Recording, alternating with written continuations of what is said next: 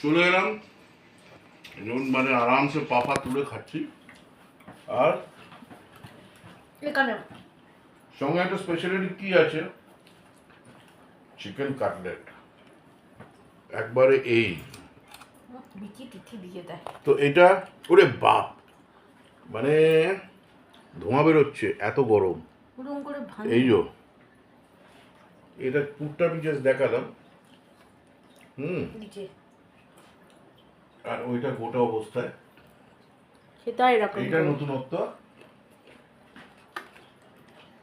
এটা বানানোর রেসিপিটা দেখালো না, তো রেসিপিটা কি কি ছিল বলো।